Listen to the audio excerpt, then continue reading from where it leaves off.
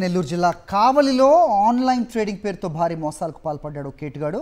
సుభాన్ అనే వ్యక్తి సామాన్యుల నుంచి పోలీసుల వరకు అందరినీ మోసం చేసి కోట్ల రూపాయలు దోచాడు.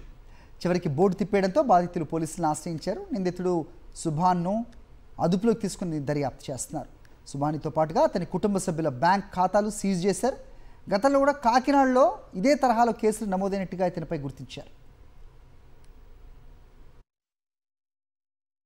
కావలి పట్టణంలో ముసునూరు గిరిజన కాలనీలో గత 3 సంవత్సరాల నుంచి ఒక వ్యక్తి ట్రేడింగ్ అంటూ చేస్తూ మనీ స్కీమ్ ఏర్పాటు చేసి ప్రజల్ని మభ్యపెట్టి అనేక కోట్ల రూపాయలు, సుమారుగా 100 కోట్ల పైన ప్రజల నుంచి వసూలు చేసి ఆశ కల్పించి కావలి చుట్టుపక్కల ప్రాంతాల్లో అధికారులతో కూడా కోట్ల రూపాయలు కట్టించుకొని ప్రజల్ని నమ్మించి మోసం చేసి ఈరోజు దొరికేటప్పటికి నేను తప్పు చేయలేదు, నేను ప్రజలకి ట్రేడింగ్ చేసి డబ్బులు ఇచ్చేదానికి ప్రయత్నం చేస్తున్నానని చెప్పి తప్పుడు ఆలోచనతో ముందుకు పోతున్నాడు.